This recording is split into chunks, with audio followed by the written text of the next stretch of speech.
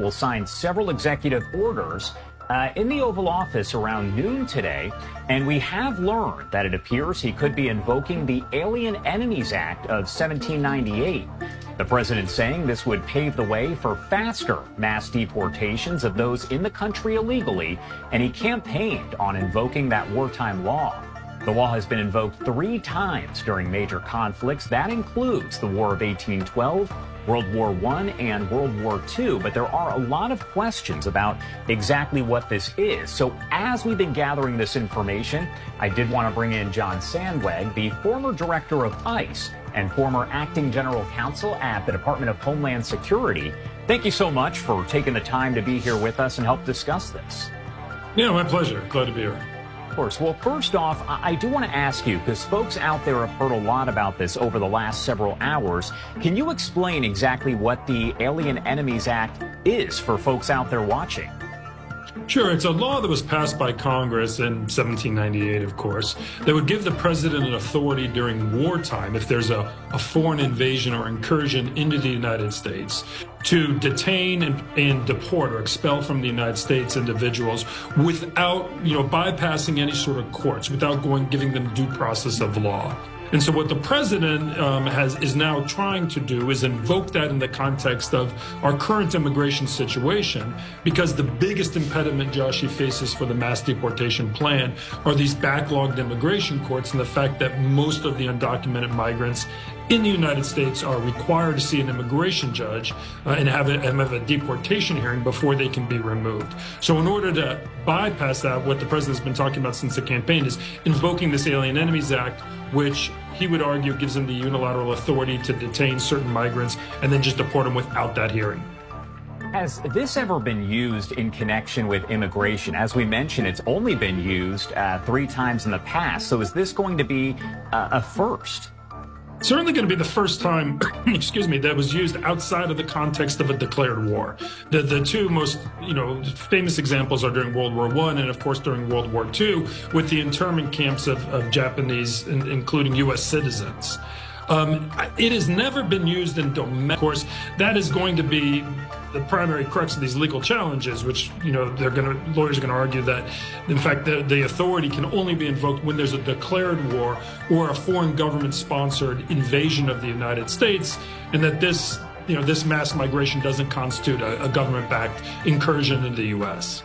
You kind of just discussed this, but I imagine this is going to face some legal challenges. Can you talk a little bit more about what we can expect in the coming days, weeks, months, as he is expected to sign that executive order today at noon, as he signs several other orders?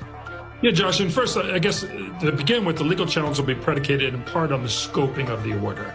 One thing we don't know is exactly who this is going to apply to. Various media reports out there suggest the president's going to limit the scope to transnational gang members. And that's important because the legal argument's going to hinge upon whether or not this constitutes an invasion of the United States or an incursion. But again, let's say the president says that I'm going to apply Alien Enemies Acts to transnational gang members.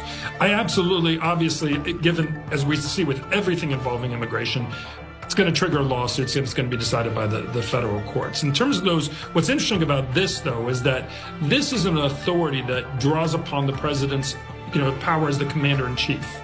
And typically, courts are more reluctant to question the president's decisions when it comes to those national security, foreign policy, and commander-in-chief authorities that the president has. And so I think, although a lot of people arguably, and probably correctly would assert that, this is obviously a very unprecedented use of Alien Enemies Act, and it's not a declared war or that kind of formal invasion that Congress probably envisioned when it passed the law.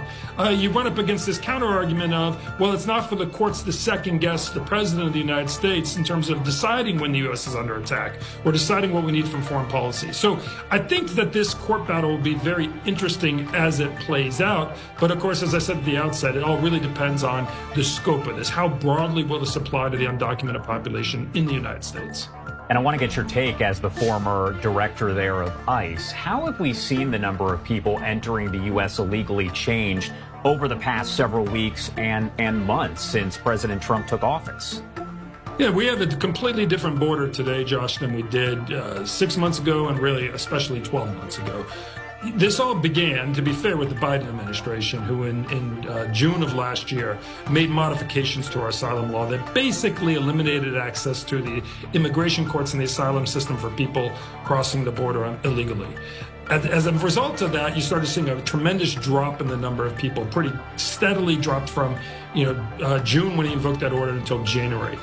It's accelerated even further under President Trump by his rhetoric, by the deploying of the military to the border, and in these additional actions he's taken. It has created a chilling effect that's deterred migrants from even trying. So we're hearing reports of large numbers of migrants who had made their way to Mexico and are now turning around and heading back south. So today we're looking at something like really record lows at the border. All of that, interestingly enough, Josh, kind of plays into these legal questions as well. The president's argument was when we were facing the time when we had 200,000 people crossing that border in January of last year compared to 8,000 today, you could make a better argument that constituted a quote-unquote invasion. But it does make it his success at the border, ironically, makes it harder for him to defend the invocation of alien enemies, because it's hard to say we're facing an invasion when we're at record lows at the actual border itself. John Sandweg, thank you so much for taking the time to join us. We are following the developments here, and we appreciate you helping to break it down. Is there anything else you want to add about the situation in general here before I let you go? I think, Josh, very quickly, the only thing I would add is, again, if you look at the mass deportation plan here, the president needs to first increase the number of arrests. But all those arrests, the real challenge it faces are those backlogs in the immigration court, where it can take 3 to 5 years for people to, go through the immigration court process and be legally, where the administration is legally able to deport them. So this is part of a larger effort he has to bypass the immigration courts. But in terms of if it's narrowed in scope as we envision, it's not going to make a substantial impact because there just aren't that many gang members. You can't deport 1 million people a year under this, if it's a narrow invocation. So a lot more to come, Josh, and it'll be interesting to see how this plays out in the courts. It definitely will be. That executive order expected to be signed at noon today. Thank you so much for taking the time to join us here. We appreciate it. My pleasure.